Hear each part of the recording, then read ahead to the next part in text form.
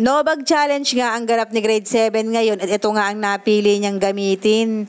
Ang sabi ko nga, isosoli mo yan dahil yan ay lagayan ko ng mga listahan. Charing. At kagabi nga pala ay sinangkutya ko na nga yung ulam na babaunin ng mga estudyante para bukas. Pinalambot ko na nga iyan para naman kinabukasan ay konting palambuti na lamang ang gagawin. At kinabukasan nga bali kanina ay eto na nga yung sinangkutya ko kagabi. Ang inay ko na nga rin pala ang nagluto niyan at hindi ko nga alam kung anong tawag sa lutong iyan. Hindi ko nga alam kung adobo ba yan, asado or apritada. Ewan ko, basta ang inay ko lagi yan mapag-imbento ng ulam. Charing.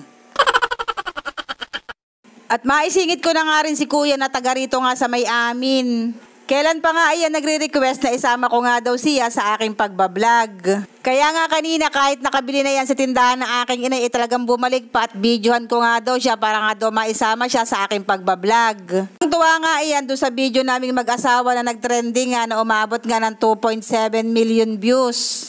Kaya nga kada makikita ako niyan ay nagre-request nga na videohan ko siya at isama ko nga daw sa aking pagbablog. At bago nga pumasok si ABM kanina ay nag-request nga siya na pagbaunin ko nga daw siya ng mainit na tubig. May buwa ng dalaw kasi siya at meron nga siyang dysmenorrhea. Kada nga iyan dadatnan ay talagang hindi iyan nakakagawa ng mga gawaing bahay dahil sobrang sakit nga daw ng kanyang puson. At dito ko na nga lang siya pinagbaon ng mainit na tubig sa may water jug na maliit, pati nga itong hot compress na lagi niyang ginagamit ay nilagyan ko na nga rin ng tubig. At ang hirap din naman talaga pag meron kang dysmenorrhea kasi nga naranasan ko din yan nung ako nga ay dalaga pa. Nilagay ko nga lang yan sa isang bag at pati nga yung baon niyang pagkain ay sinama ko na para nga isang bitbita na lamang. Pinabaunan ko na nga rin siya ng pain reliever para in case na sumakit nga ay meron siyang iinumin na gamot. At maaga nga rin siyang aalis dahil nga kapag Lunes ay nakikisabay nga lang iyan sa aking kuya. At nung paalis na nga siya, ang sabi ko nga sa kanya ay mag-chat siya pag hindi na niya kaya at ipapasundo ko nga siya. Pero ang sabi niya ay kaya naman daw niya at ayaw nga niyang mag-absent dahil meron nga daw silang exam. At nung si grade 7 naman ang papasok ay eto naman ay itsura ng kanyang bag. Novag Challenge nga sila at yan nga ang napili niyang gamitin. Inayos ko nga lang ang pagkakasalansan ng kanyang notebook para nga madala rin niya ang kanyang baong pagkain. Akala ko talaga ay tapos na ang Novag Challenge dahil nga si Yums ay nung isang linggo nga nagganyan. At ang ginamit nga lang niya ay simpleng bag na hiniram nga niya kay ABM.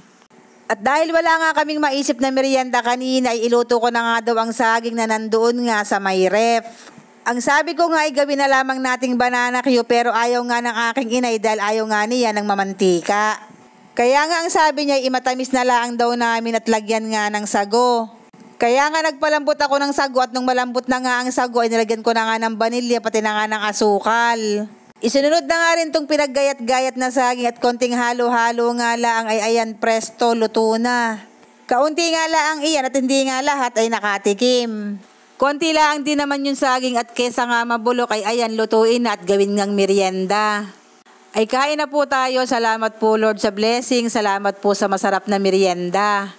At hindi rin naman talaga kami palabili ng mga merienda hanggat makakapagluto kami ay talagang magluluto kami.